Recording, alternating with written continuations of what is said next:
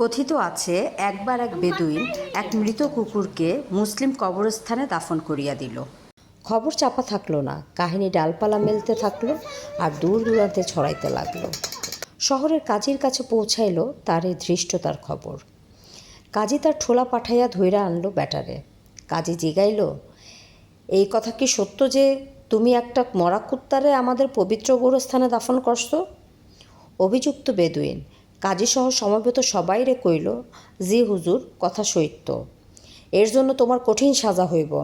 কাজীর চেহারার আগে লাল। আমাদের মানুষ্য জাতির অপমান করছো, কুকুরের মতো নাপাক প্রাণীরে মুসলমানের কবরস্থানে দাফনাইছো। নালায়ে কুজবুক কোথাকার। শাস্তি ঘোষণার আগে তোমার যদি কিছু বলার থাকে বলো। বেদুইন, আছে মালিক, তা আপনার কানে কানে বলতে চাই। কাজী, কাছে আসো। বেদুইন, মালিক, মরার আগে সে আপনার নামে 1000 স্বর্ণ মুদ্রা রাইখা গেছে। শুই না কাজীর রাগ উধাও, হাসি ঠোঁটের কোনায়, সোজা হয়ে আরাম করিয়া বসল। আল্লাহ কুকুরটিরে পরকালের জীবন শান্তিময় কইরা দিন।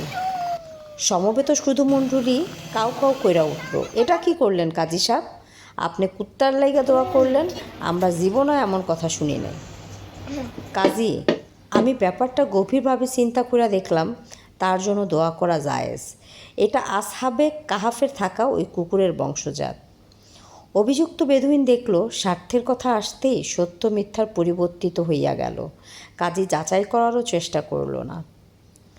মানুষ যখন দেখে যে সত্য বললে তার নিজের সুবিধা, আরাম বা স্বার্থে আঘাত লাগব, তখন সে মিথ্যার আশ্রয় নেয় আর খেয়াল করে না আল্লাহ পাক বলেছেন, তোমরা সত্যকে মিথ্যার সাথে মিশ্রিত করো না এবং জেনে বুঝে সত্য গোপন করো না।